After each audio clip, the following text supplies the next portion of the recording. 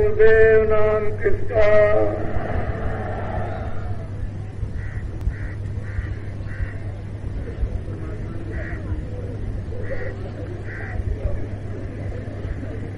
नर नारियों,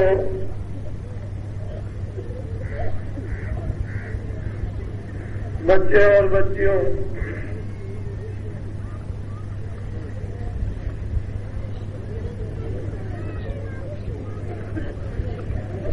आज 16 दिसंबर 1983 का दिन है।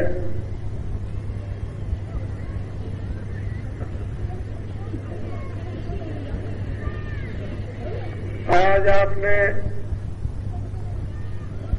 प्रातःकाल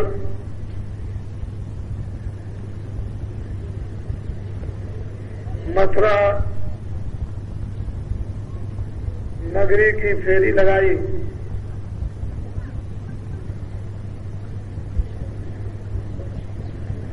उनके देखने और आपके देखने से जो गत वर्ष फेरी लगी थी और इस फेरी में हजारों गुना भावनाओं का परिवर्तन देखने को मिला।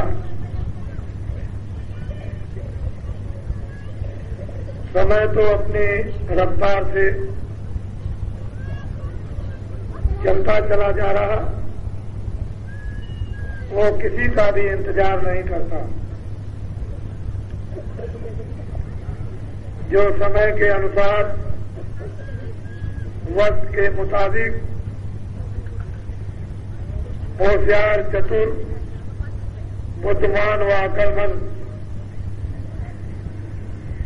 काम करते हैं, वो इस दुनिया में सफल होकर चले जाते हैं।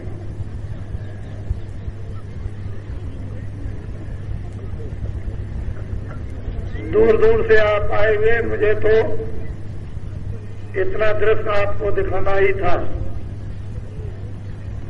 और वो दिखाया आपको। आप सबके अंदर एक नई भक्ति और एक नया जोश, और उस जोश का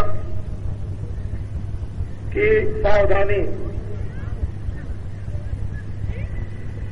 ये तीन चीजें हर वक्त और हर समय बढ़ना चाहिए। भक्ति भी बढ़े। भक्ति के अलग अलग और अनेक रूप हैं, और ये भक्ति जब पूर्ण होती है तो ये जीवात्मा मालिक में सतलोक में जाकर लय हो जाती है और अपनापन, इसमें किसी प्रकार का भी कोई रेशा और बारीकी इसके अंदर नहीं रहती। तब यही सूरत मालिक का रूप बन जाती है। वहां तक पहुंचने के लिए और मानवता पे खड़े होने के लिए एक तो भक्ति आपको मानवता पर खड़े होने के लिए विभिन्न प्रकार से आपको करना है, और मानवता पर आप खड़े हो गए तो दूसरी भक्ति आत्मा को जगाने के लिए प्रारंभ करनी है, और इसके भी चैतन्यता के अनेक रूप हैं। मानवता की भक्ति को मानवता पर आने के लिए अनेक रूप, आत्मा को जगाने के लिए और आत्मा की भक्ति मालिक के पास पहुंचने के लिए बहुत रूप। नित्य नवीन नया जोश, नित्य नवीन नई भक्ति, नित्य नवीन नए दर्शन और नया श्रवण कानों से सुनना। अगर इसी रूप में लगे रहे तो राजाओं के त्याग का इतिहास खत्म हो जाएगा। वो उस जमाने में जो त्याग किया वो अलग है, और इस जमाने का अलग। ये त्याग इस जमाने का बहुत ही उच्च कोट का, प्रशंसनीय और आदर्शपूर्ण वो त्याग और था। अब त्याग, उस त्याग की अलग क्रिया थी, अब के त्याग की अलग। वो वक्त बलिष्ठ था, ये वक्त जर्जर। वो वक्त ईमानदारी, सत्यता और सदाचार का, ये वक्त झूठ और छल कपट और बेईमानी धोखेधड़ी का। उस वक्त की इतनी महिमा नहीं होगी जो इस वक्त की होगी। हर सत्संगी को, सत्संगी और सत्संगिन व बच्चे और बच्चियों को नई भक्ति, नया जोश जगाए रहना चाहिए। ये नहीं कि हम पुराने हो गए, 2 बरस, 4 बरस और 10 बरस के, ये नहीं। जब तक अंतिम सांस रहे तब तक एक नया नवीनतम जोश और नई श्रद्धा, नया प्रेम, प्रतीत और नया विश्वास, ये जीवन में इन सब शारीरिक खेल तमाशों को खेलते हुए होशियारी, सावधानी, सचेत होकर जब चलते चले जाओगे तो फंस नहीं सकते, उलझ नहीं सकते, धोखा नहीं खा सकते। आप ये बताओ कि आपको कोई 1 लाख रुपए दे तो धर्म छोड़ दोगे? तो 1 लाख की पूजा नहीं होगी, 1 लाख के त्याग की पूजा होती है। लाख की पूजा नहीं, लाखों और करोड़ों तो बहुत लोगों के पास है, उसकी पूजा नहीं, त्याग की पूजा। लोग बहुत आपको प्रलोभन देंगे कि हम तुम्हारा ये काम कर देंगे, हम तुमको लाखों दे देंगे, हम तुमको ये पद दे देंगे, हम तुमको दुकान दे देंगे, हम तुमको खेती दे देंगे। ये सब देने के बाद आप धर्म छोड़ दोगे? ये बात, ये सब चीजें जो प्रलोभन में आती हैं, ये तो यहाँ की हैं। और अगर वो देवता जो बांटते हैं वो जब देने लगेंगे तो ये मालूम होता है कि मुल्क का धन सब दे रहे हैं, सब कुछ दिया जा रहा है, कुछ बाकी नहीं रखते। छोटी चीजों में मत फंसना, बड़ी चीज के सामने छोटी चीज में मत उलझना। जो छोटी चीज में उलझते हैं वो आगे नहीं बढ़ते, और जो राज में फंस जाते हैं वो आगे नहीं चलते हैं। जो राज को त्यागते हैं वो तपस्वी होते हैं, सिद्ध हैं, और सिद्धता को जो त्यागते हैं वो योगी होते हैं, और योगियों को जो त्यागते हैं वो योगेश्वर होते हैं, और योगेश्वरों को त्याग दें तो साध बन जाते हैं, और इसको भी त्याग दिया जाए तो संत होते हैं। छोटी चीज के लिए फंसना नहीं। नया जोश, नई भक्ति और नई श्रद्धा, इसको बराबर जगाते रहो। ये एक प्रकार की अग्नि है और जलती रहेगी, बुझने नहीं पाएगी। तो जब चाहोगे तब इससे काम ले लोगे। आज 16 दिसंबर है, गुरु महाराज की पुण्यतिथि 15 को समाप्त हो गई और अब 16 लग गई। अब आपको चलना है अपने अपने क्षेत्रों में, बिल्कुल एकदम हर प्रकार से तैयार रखो। आपको बहुत सुगम साधन सेवा के लिए दिया गया है कि घर में माताओं को कोई नई व्यवस्था नहीं करनी है। जितना आप सुबह शाम भोजन बनाओ उसमें से एक चुटकी निकालकर एक हांडी में डाल दो, एक गगरी में डाल दो। इतना चावल बनाओ, एक तोला डाल दो, और ये आशा करते रहो कि जब कभी हमारे क्षेत्र में ये कार्यक्रम सत्संग का होगा तो जो आए हुए अतिथि होंगे उनकी ये सेवा में लग जाएगा। आपको कोई नई व्यवस्था नहीं करनी पड़ेगी, उससे कोई आपको तकलीफ नहीं होगी, कोई नई चिंता नहीं व्यापेगी। ये बड़ी सीधी सादी अपने गृह आश्रम के सम्मान की, आदर सत्कार की क्रियाएं थी और ये हम सब लोग इस तरह से करते रहते तो हम अनेकों बुराइयों से बचते रहते, बुराइयों के स्रोतों में न जाते, उससे अलग थलग रहते और धर्म के स्रोत में जुड़े रहते।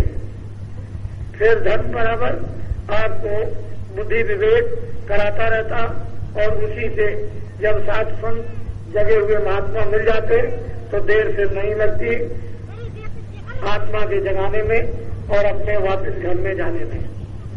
इस तरह हमेशा जब कार्यक्रम अचानक में बन जाए और जिधर भी बाबा जी निकले आपको सूचना केंद्रों पर मिल जाएगी और केंद्रों के लोग गांव-गांव में जाकर वितरण कर देंगे और ये बराबर संदेशा सब जगह पहुंचाएंगे कि आज का कार्यक्रम वहां हो रहा और कल का कार्यक्रम वहां हो रहा और तीसरे दिन का वहां, ताकि सारे लोगों को एक चीज बराबर निरंतर अवगत होती रहे।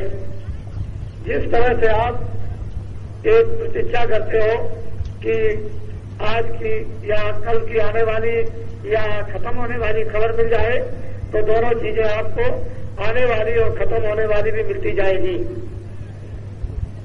ये मोटी और सीधी सादी बात केंद्र पर पहुंच जाएगी, केंद्रों से छोटे छोटे जगहों पर पहुंच जाएगी, छोटे जगहों से गांव-गांव में ये बात पहुंच जाएगी और जो कुछ भी संदेश होता चलेगा वो सब कुछ आपको अवगत होता चलेगा।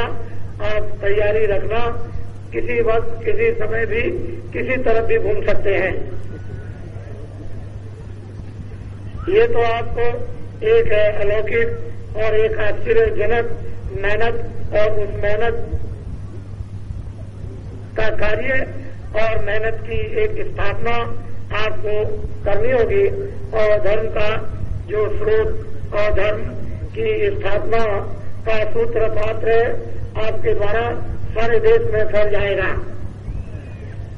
आप काम में लग जाओ, इसलिए कोई आपको धोखा क्यों नहीं दे सकता है कि मेहनत गाड़ी कमाई पर ही आप आधारित रहो और इससे ज्यादा और क्या हो सकता है कि आपने उस प्रलोभन को एक चिता रूप में जलाने के लिए तो आपने ये बोरा फैली दिया है।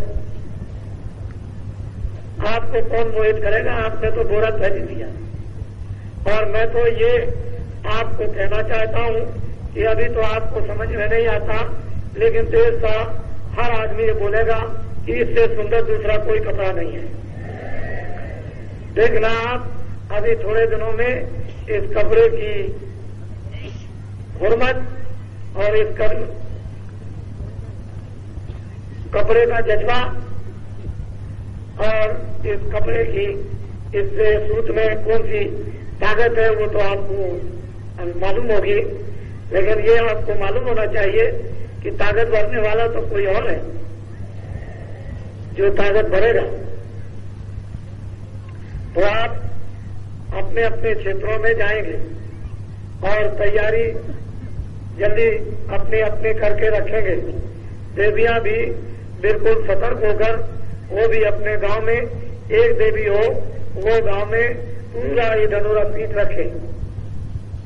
देवियों को भी मेहनत करना है, क्योंकि देवियां ज्यादा यानी परेशान इसलिए है कि उनके पास अच्छे बच्चे कच्चे और घर के कामकाज और मौत की मेहनत परिश्रम बाहर और अंदर का होता है, तो उनके ऊपर ज्यादा बोझा, उस बोझे को से थोड़ा हल्का और विश्राम पाने के लिए उनको भी इसमें मेहनत करनी, जिससे कि उनके द्वारा भी एक काम होता चले और वो भी एक स्थापना अनिवार्य और जरूरी है। तो देवियों को भी पीछे नहीं हटना, पुरुषों को भी पीछे नहीं हटना, बच्चे और बच्चियों को भी पीछे नहीं मुड़ना, आगे चलना है।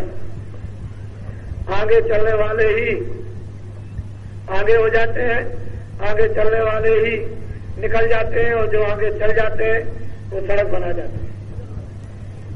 हजारों लाखों करोड़ों लोग उस सड़क का लाभ उठाते हैं, आनंद और आराम लेते और करते हैं।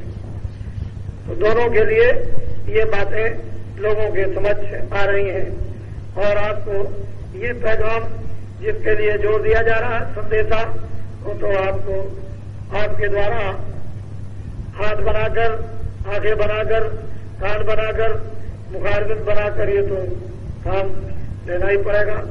और ये सोचो कि मैं छूट जाऊंगा या किसी तरह से बच जाऊंगा, तो बाबा जी के जाल से आप बच नहीं सकते।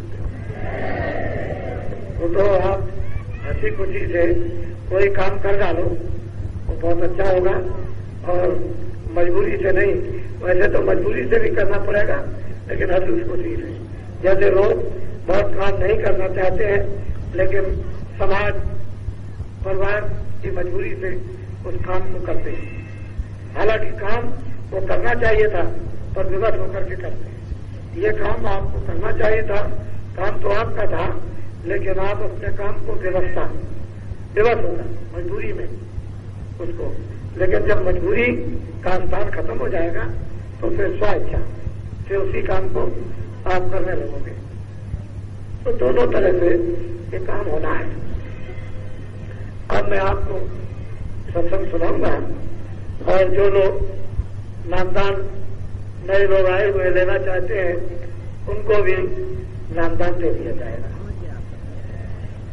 आप हमारी भाषा को, हमारे विचारों को, हमारे लक्ष्य को आप समझने की हमेशा कोशिश करते रहो कि बाबा जी का उद्देश्य क्या है, बाबा जी चाहते क्या है और वो किसके लिए क्या चाहते हैं, किसके लिए क्या करना चाहते हैं और उनका काम क्या है।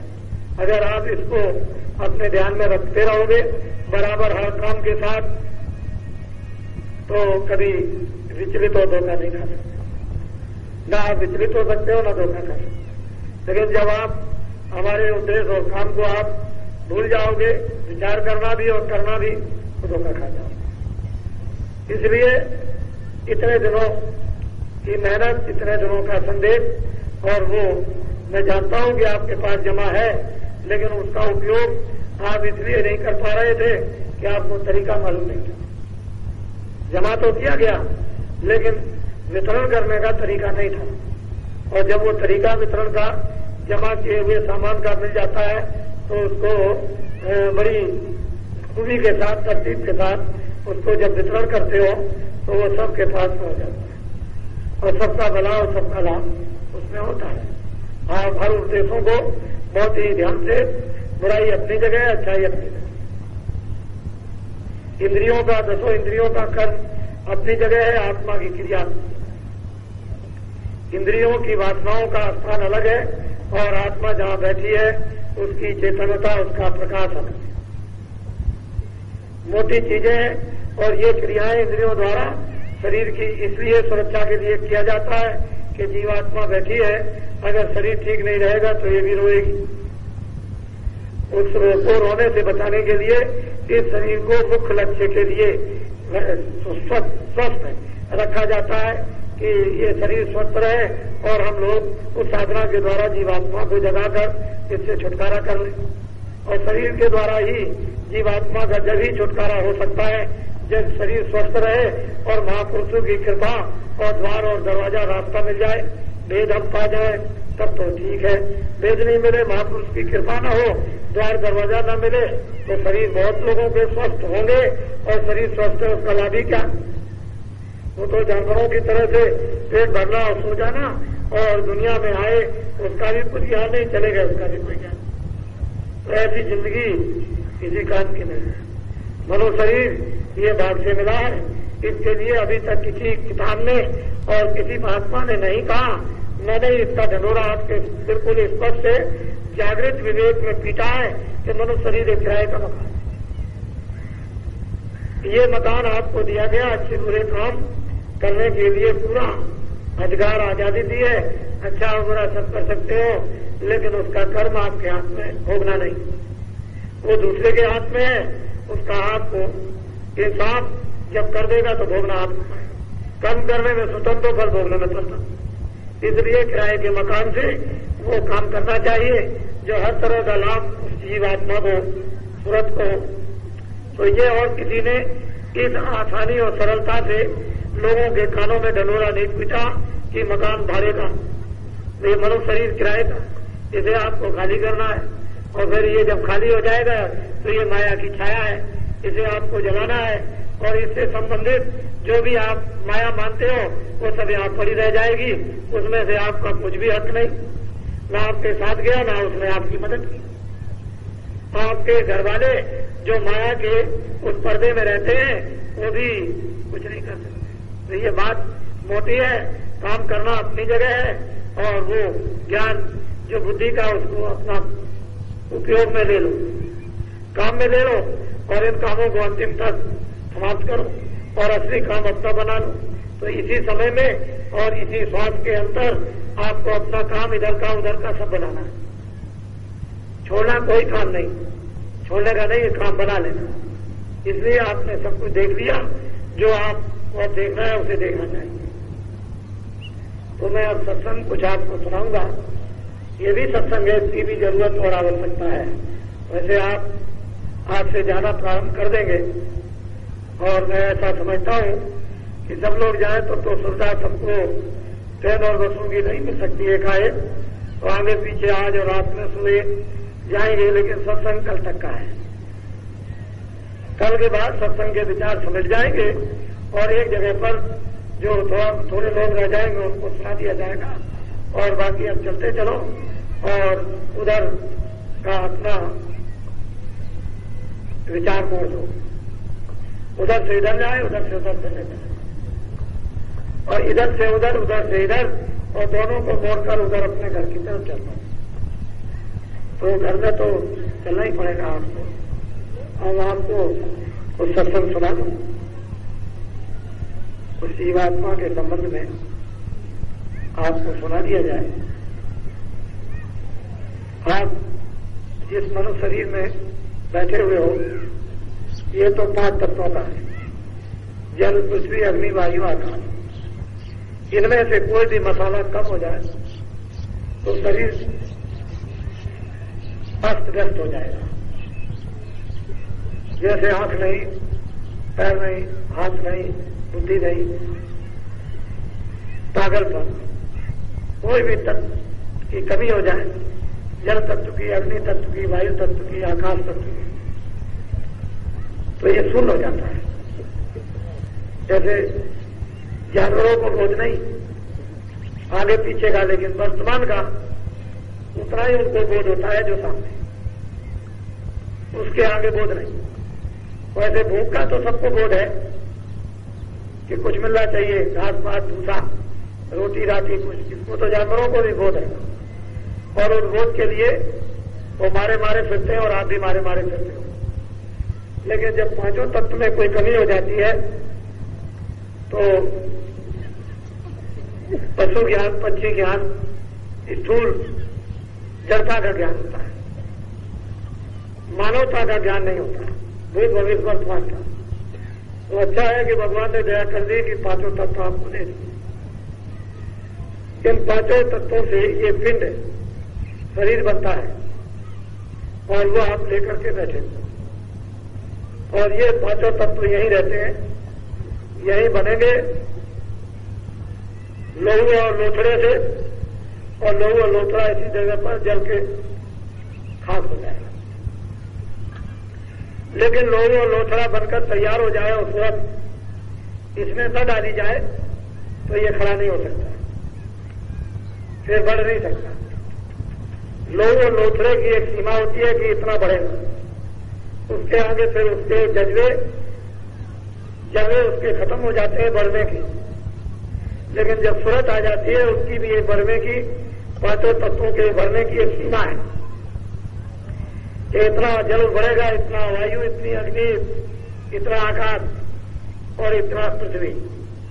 इसके बाद में फिर वही जर्रे जीर्ण होने लगेंगे, यानी पुराने होने लगेंगे और झड़ने लगेंगे, बढ़ करके फिर वही जर्रे झड़ने लगते हैं, और झड़ करके सिमट करके उसी अवस्था में विलीन हो जाते हैं जिस अवस्था में वो कुछ नहीं थे। यह है 5 तत्वों का पिंड शरीर। इसको कहते हैं मृतलोक। इसको महात्माओं ने पिंड की रचना बताया और इसकी हद यहां तक है, मेरी तरह देखो, ये आंखों तक, ये जितना भी खुली आंखों से जो दृश्य दिखाई देता है और मन आंखें देखकर मन भौरा बन करके इनका रस लेता है, इसके आगे नहीं जाता। इसको कहते हैं पिंड रचना, अंड रचना। ये इधर पिंड की ये रचना है और इसमें 4 खाने 84 नक्षियोनियां, अंडज, पिंडज, उपमज, अस्थावर। ये तो मुख्य प्रधान अंडे से पैदा होते हैं, जेल से पैदा होते हैं। जब बरसात होती है तो एक बालगी जीव जब पैदा हो जाते हैं तो अंडज और पिंडज, उपमज, ये 4 योनियां। इसमें नस्लें अलग अलग, वो उसने नस्लें अलग अलग बना रखी हैं, लेकिन खाने 4 ही हैं, अंडज, पिंडज, उपमज, अस्थावर। अस्थावर उसको कहते हैं जो पेड़ आज वृक्ष हजारों वर्षों से खड़े हुए हैं, ये उनमें भी जीवात्माएं डाल दी जाती हैं। जो अंडे से पैदा होती है वो अंडज कहलाती है, जो जेल से पैदा होती है और जो बरसात में पैदा होती है वो उपज कहलाती है। तो अंडज, पिंडज, जेल वाली पिंडज और अंडे वाली अंडज और उपज वाली बरसात आदि में और अस्थावर जो वृक्ष आदि, इन 4 खानों में जीवात्माएं सबसे पहले मनुष्य शरीर पा चुकी थी। जब उन्होंने इस योनियों का निर्माण किया तो कर्मानुसार से उनको यहां से शुरू कर दिया भेजना, और भेजते भेजते इतनी जीवात्माएं वहां पहुंच गई कि जिसका कोई हिसाब नहीं। और ये मनुष्य शरीर उधर से घूमकर इसलिए दिया जाता है कि आप ऊपर निकल जाओ, क्योंकि ऊपर से आए हो तब मनुष्य शरीर मिला था सबको। न पिंडज था, न उपमज, न अस्थावर, और इनमें 4 योनियों में से कुछ नहीं था। फिर नीचे नस्लें कुछ नहीं थी, मनुष्य शरीर था। और जब तक ये मनुष्य शरीर कर्म नहीं बने थे रही और वापिस सूरत हो गए, अपने घर में पहुंच गए। बाद में विधान बन गया, विधान बनने के बाद बस फिर ये अलग अलग योनियों में भेजने लगे, उसमें योनियां बना दी गई, उसकी सजा, उसके सजाकार तैनात कर दिए गए, वो सजा देने लगे, आप भोगने लगे। महात्मा उपदेश करने लगे, ये मत करना, ये करोगे तो ये हो जाएगा, आप उसको भूलने लगे। ऐसे चलते चलते ये आपके सामने दृश्य आ गया। अब आपको ये अवसर मिला है कि इसको पा करके आप वापस अपने घर में नीचे मत जाओ। तो ये तो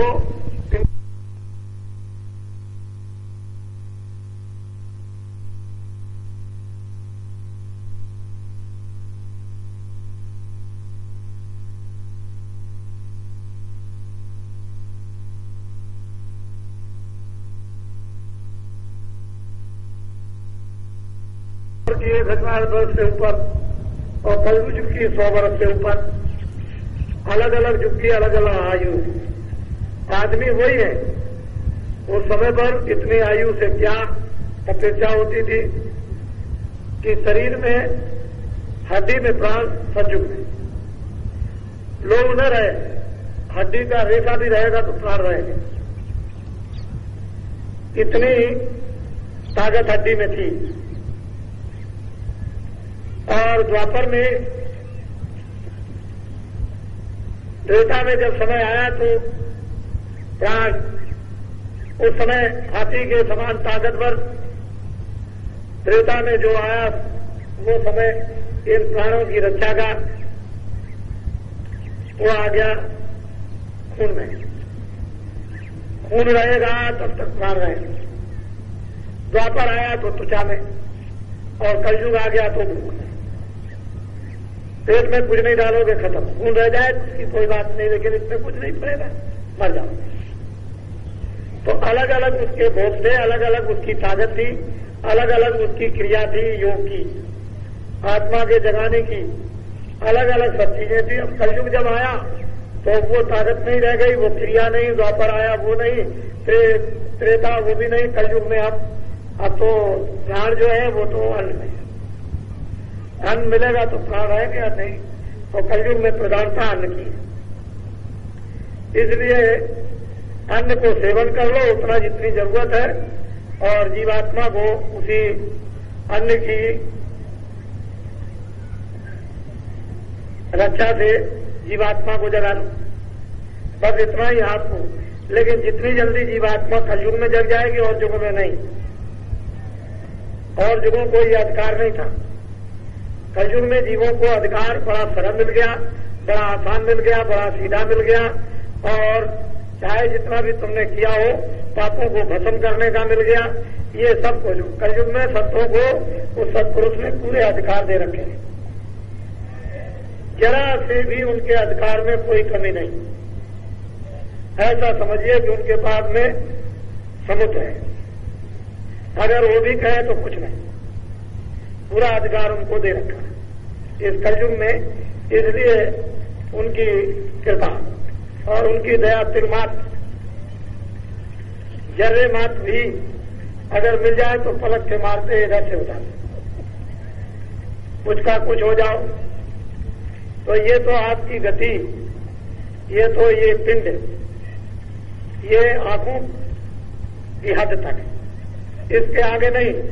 अब जब सूरज यहां से जरा सा ऊपर वो खिसकी ऊपर, इस शरीर का भाग जब जीवात्मा के प्रकाश का खिंचकर आया तो ये सब उंगलियों की नसें चिटकती हैं।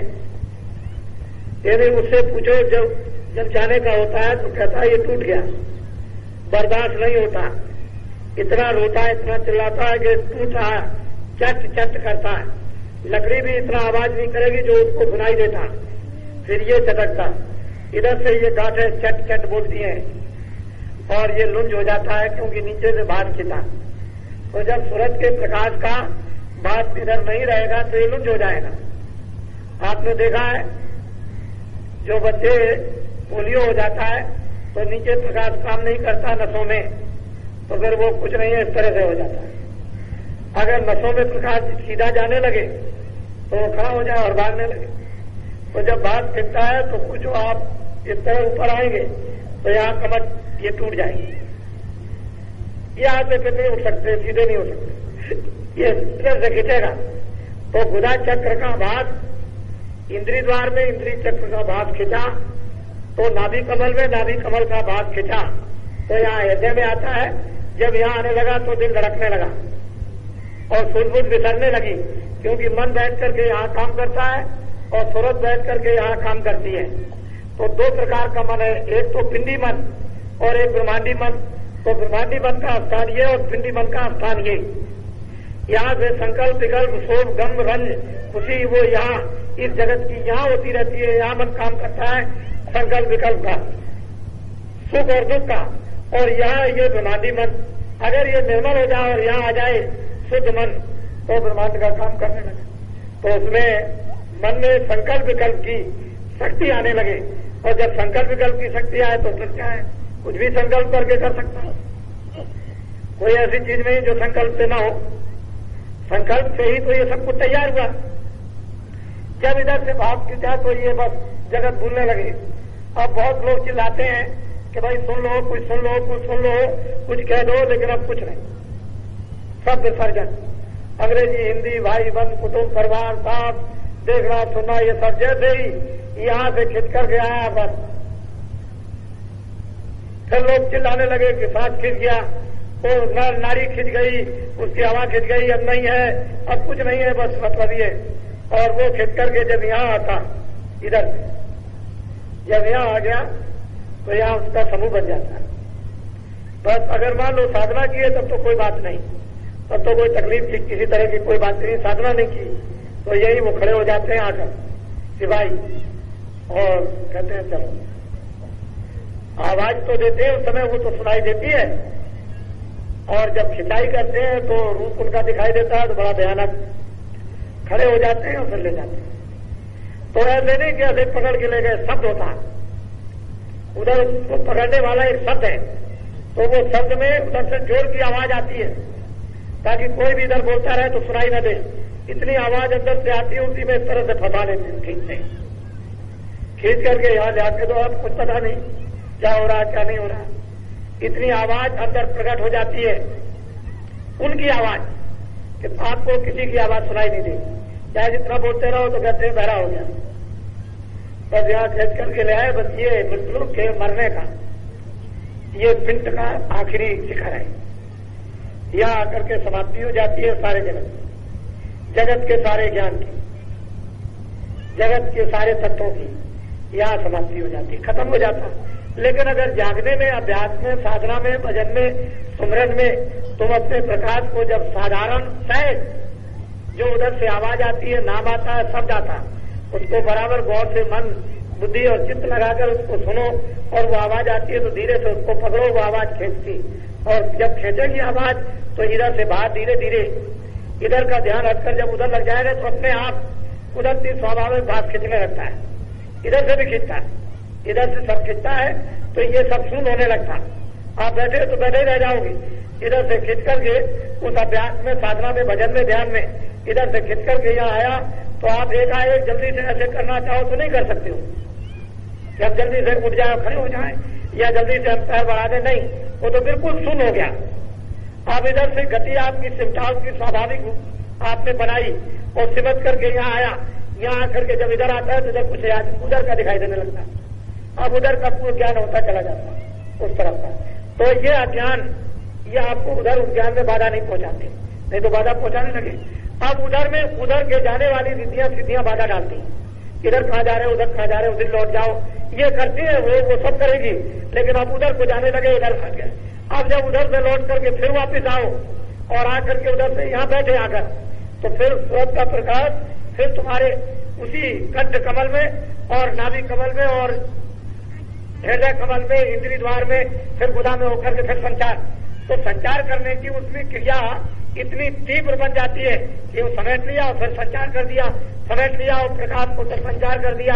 तो सूरज के प्रकाश से ही ये मुर्दा हो जाता है और सूरज के प्रकाश से ये चेतन हो जाता है। जब प्रकाश सिमट गया तो मुर्दा, और जब प्रकाश फैल गया तो चेतन हो गया। तो जीवित मृतक हो रहा हो।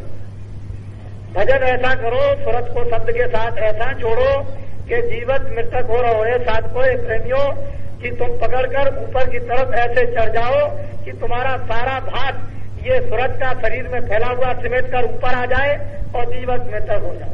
तजो खलक की आंख, फिर कोई खलक की आंख नहीं रहती। फिर ये तो कुछ है ही नहीं, ये तो कूड़ा है, कचरा है, बदबूदार है। फिर तजो समरस रक्षक सत्य मत पावे दुखदार। फिर दुख का क्या काम? वो तो जितना दुख है वो यहाँ तक है, और जब यहाँ से ऊपर निकल गए तो दुख का क्या काम हुआ?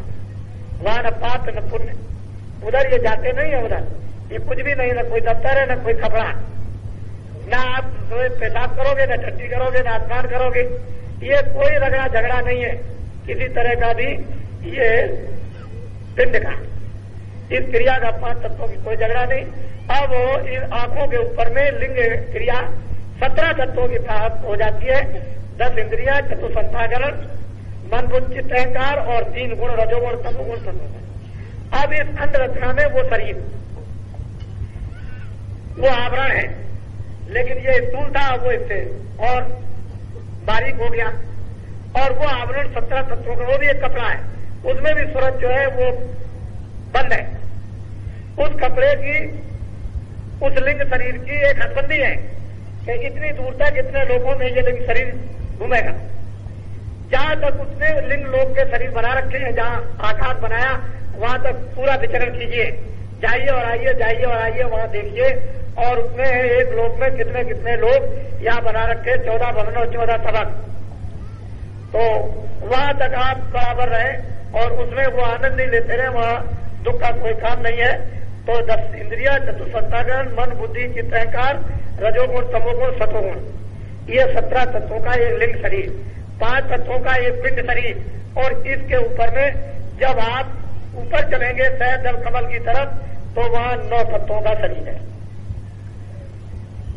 आद्या महाशक्ति के दर्शन करने के बाद ये शुरू हो जाता है।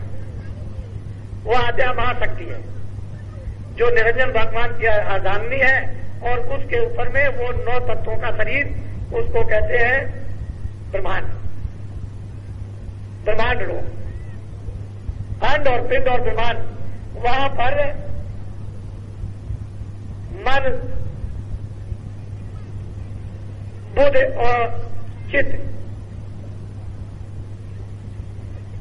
शब्द स्पर्श रूप रसगंध, मन बुद्ध चित्त और अहंकार, ये 9 तत्वों का शरीर, मन बुद्धि और चित्त और अहंकार और शब्द स्पर्श रूप रस गंध, ये 5 तत्वों का शरीर। इस स्थूल शरीर में फल, दूध, घी, अनाज का आहार, लिंग शरीर में 17 तत्वों के उस लोक में सुगंधी का सुगंधी बरसती है।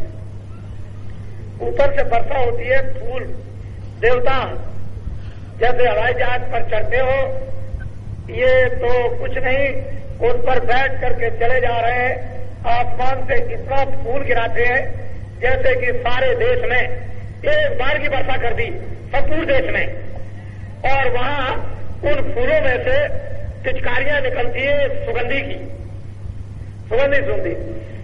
इस तरह से सूरज उस सुगंधी को लेती है, वो भोजन नहीं कर सकती है, दूध की सुगंधी।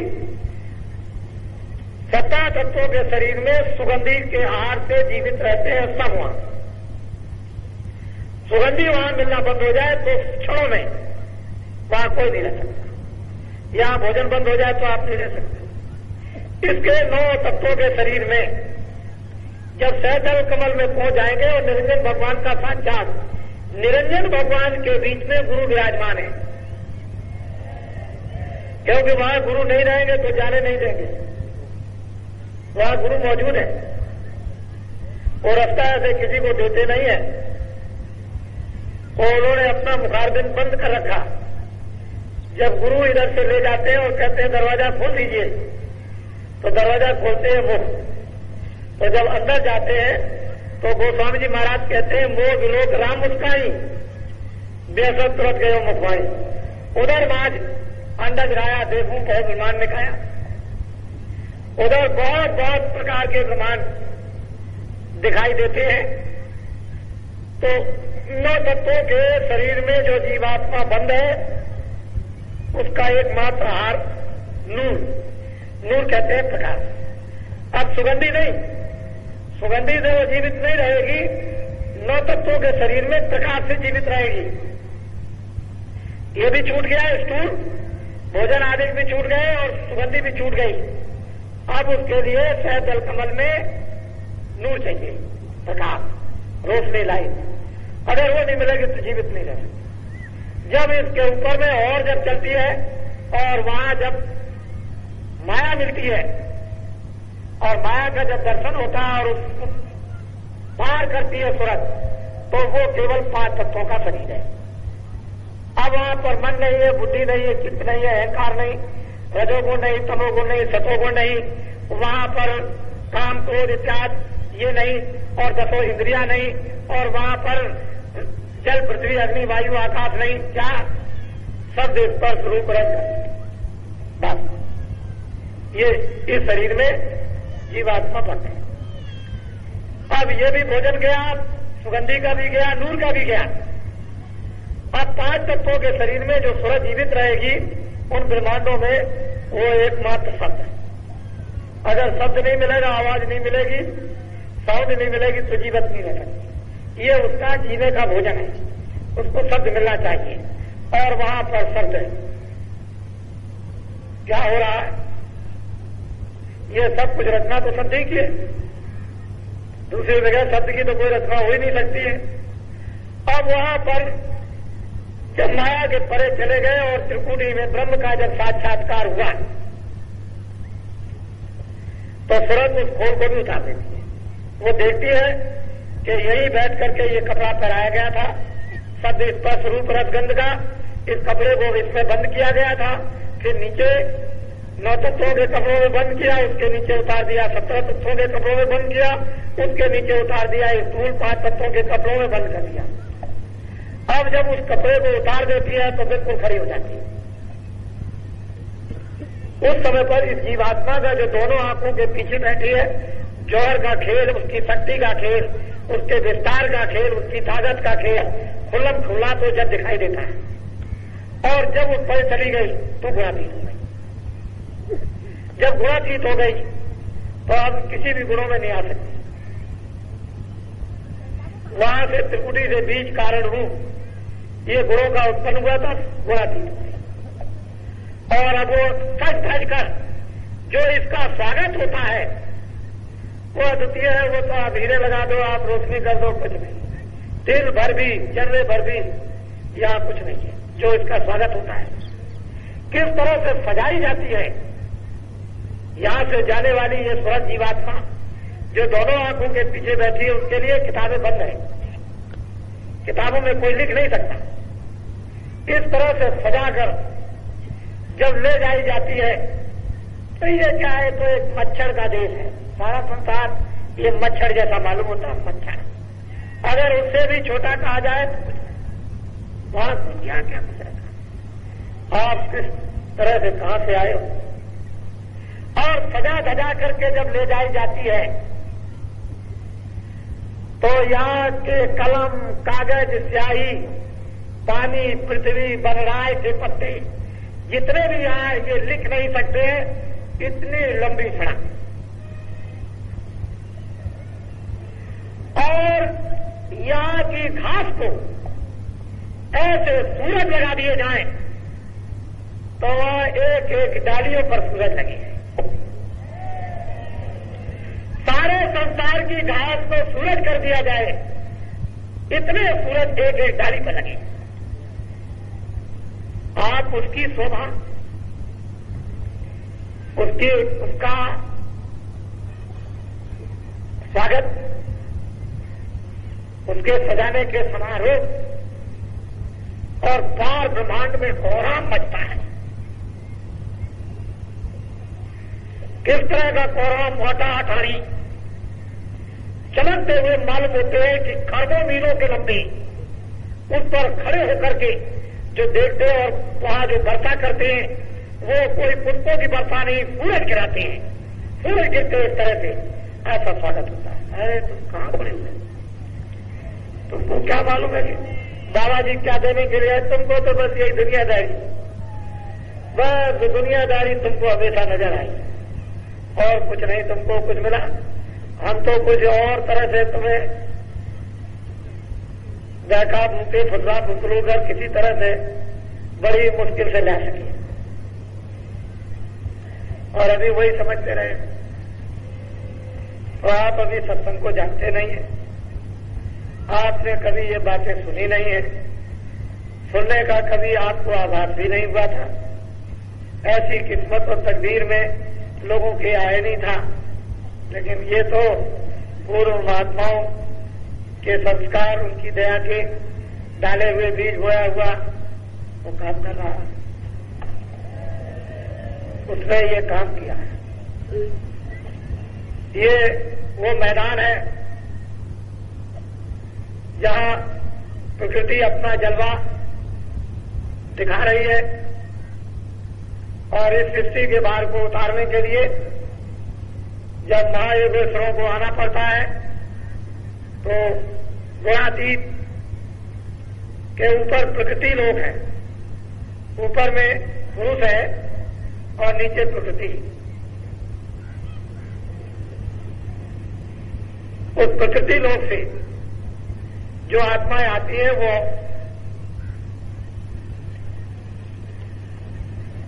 महायोगेश्वर, और त्रिपुटी के नीचे माया है, ऊपर में ब्रह्म है, उसके नीचे सहजल कमल में निरंजन भगवान, नीचे शक्ति है और उसके नीचे ब्रह्मा विष्णु महादेव, पार्वती, सावित्री और लक्ष्मी, और फिर उसके नीचे चले आइए तो देवी देवता, रिद्धियां सिद्धियां, उसके नीचे आंखों के बीचों बीच में बैठ के नीचे उतर जाइए तो ये सब कुछ है। इससे नीचे उतर जाइए तो और नर्क। ऊपर में पुरुष क्रियापद है, उसके ऊपर में फिर महाकाल पुरुष है जो ये तीनों के ऊपर में शासन करते हैं। और महाकाल पुरुष के ऊपर में दयाल पुरुष है जिसको सत्पुरुष कहते हैं, जिनका नाम सतनाम। वो सतलोक में ही रहते हैं, न वो कभी यहां आते हैं न कभी आएंगे।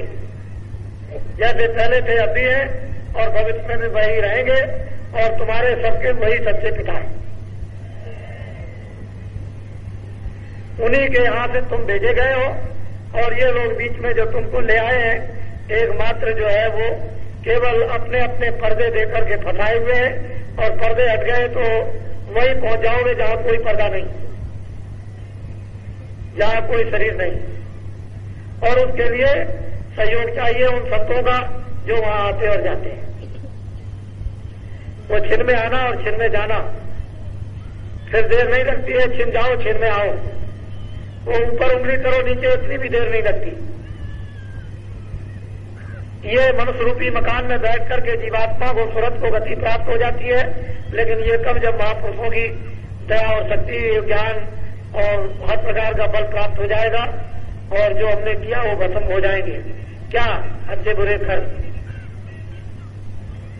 तो आप लोग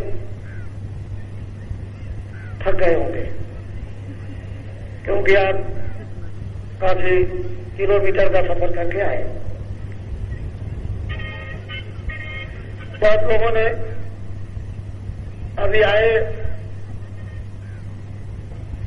तो अपनी अपनी रुचि के अनुसार जो कुछ भी इस पेट को भरने के लिए कुछ रोटी वोटी बनाई होगी, वो भी कई लोगों ने अभी नहीं खा पाई। तो आप जो लोग जाने वाले हैं अब जाने की तैयारी करें। आपको आज ही से ही सबको इजाजत है जाने की। जिसको जैसी जैसी सुविधा प्राप्त होती जाए, जिन जिन साधनों के द्वारा, उनके द्वारा आप चलते जाए। अब रह गया जाते समय में मिलने की बात, तो अंदर वहां पर बैठने की जगह है, वहां आकर के मैं वहां रहूंगा तो आप बराबर मिलके जा सकते हैं। क्योंकि ये तो मैं जानता हूं कि बगैर मिले हुए आप जाएंगे नहीं। तो वहां आप जो जाने वाले होंगे वही मतलब ये है कि आते जाएं तो एकदम से सबको अवसर मिलता चला जाएगा। जो आज जाने वाले आज आ जाएं, जो सुबह जाएंगे सुबह, या रात को जाएंगे रात को, या कल जाएंगे कल। लेकिन सत्संग कल भी होगा। जो अभी गाड़ियों से जाने के लिए तैयार हैं उनको इजाजत है। अपने अपने प्रांतों में, क्षेत्रों में जाएं और काम करें और बैठने की जरूरत नहीं है। और जो हमने काफले की यात्रा में महाराष्ट्र में, गुजरात में, राजस्थान में, मध्य में जो नामदान दिया है, और जो लोग थोड़े बहुत सुमरन ध्यान भूल से या जान अनजान में ऊपर नीचे कर रहे हैं, लेकिन कर रहे हैं। कोई एक नाम लेता है, कोई कुछ करता है, कोई 2 मिनट करता है, कोई 4 मिनट करता है, लगे। और वो बीज बो दिया गया है, वो वक्त पर जब समय आएगा तो बीज जम जाएगा। आप लोग इसकी चिंता मत करें कि मैंने तमिलनाडु में, आंध्रा में और केरल में, और अभी मैंने इसी साल में आपके कर्नाटक में जो मेहनत की है वो मेरी मेहनत व्यर्थ चली जाएगी, ऐसा नहीं होता है। मैंने इस साल में जब इधर से चला गया था तो उन प्रांतों में, यानी दक्षिण भारत में बहुत बड़ा काम किया, और दक्षिण भारत के लोग आज भी ये बात याद कर रहे हैं। ऐसी बात नहीं है। पिछले काफले उत्तर प्रदेश में, फिर आपके इधर में गुजरात और महाराष्ट्र, मध्य प्रदेश में निकले थे और उन्होंने बहुत कुछ काम किया, और जितनी भी बातें हैं वो सब की सब उनको याद है। जब वक्त समय आ जाएगा तो ये अंदर में भंडार होता है, समय आता है, सब चीजें जिनकी याद आती चली जाती। बनने वाला होना चाहिए। अब आप लोग अपनी अपनी जगह पर तैयारी बिल्कुल हर प्रकार की रखें कि समय पर आ जाए, और मैं बता करके भी आऊंगा और अज्ञान में भी आऊंगा। ऐसा नहीं, मैं बता भी दूंगा और मैं कहीं कहीं नहीं भी बताऊंगा, और ऐसे ही खड़ा हो जाऊंगा और मैं देखूंगा आकर के, मैं कुछ अनुभव करूंगा, कुछ आपको देखूंगा और समझूंगा, और मैं सबसे मिलता हूं। ऐसी बात नहीं है। आप लोग अपने अपने क्षेत्रों में कोशिश इस बात की करो कि किसी कर्मचारी और अधिकारी को कोई छेड़ाछाड़ी मत करो, उनकी कोई बुराई मत करो, कोई जरूरत नहीं है। हम बुरे तो सब बुरे और हम अच्छे तो सब अच्छे।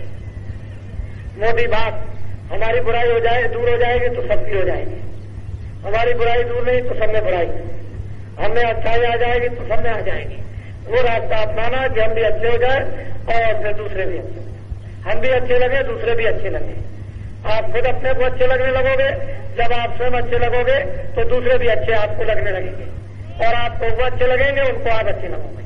इसलिए कोई बात ऐसी नहीं किसी प्रकार की, काम करो, देर अबेर से काम तो होगा ही, ऐसी बात नहीं है कि काम नहीं होगा। मोटी सीधी जो हमने मथुरा में आज हमने अलग अलग करके लोगों को जो तरह तरह का संदेश जो बराबर हमने चलते हुए मार्ग में दे दिया है, वो बहुत कुछ उनको दे दिया, समझा दिया है। इसलिए ये बातें आपको जब तक हजम नहीं होती थी, जब तक आप उसकी कांक्षा नहीं करते थे, जब तक उसके लिए आप लालायत नहीं थे, जब तक आप में वो सजा नहीं आ रही थी, तब तक ये बातें आपके लिए ओझल थी। और जब वो चीज आप में आ जाएगी तो अभी आपके सामने आई जाती, तो सब आ जाएगी। ये जय गुरुदेव धर्म प्रचारक संस्था का ये धार्मिक नाम योग साधन का मेला है, का मेला ये मंदिर है। इसमें आप इतने लोग आकर के विराजमान हो, ये मंदिर है। इस मंदिर की स्थापना बहुत पहले हो चुकी थी, ये नहीं, इसको आपको याद करना चाहिए कि इस मंदिर की स्थापना इधर 64 में हो गई थी और ये कार्यक्रम इधर 64 में ये होने लगा था और इतने दिनों से ये कार्यक्रम वहां होता चला आ रहा। इसको भी आपको ध्यान में सबको रखना है कि ये ऐसा बड़ा कार्यक्रम हो और ये 64 से यहाँ इस जंगल में होता आया हो, जहाँ इर्द गिर्द में कुछ भी नहीं थे। इस मार्ग में तो दिन में लोग रुट जाते थे, लेकिन उन लोगों में भी अब बड़ी कितनी सद्भावना परिवर्तन हो गया देखने वालों में कि भाव में कि वो भी सद्भाव और भजन पूजन करने लगे और लोग श्रद्धा करने लगे। ये तो बहुत बड़ी बात है, छोटी बात नहीं है। तो ये भी आप इसको भी समझते रहें। तो ये मंदिर है और मंदिर में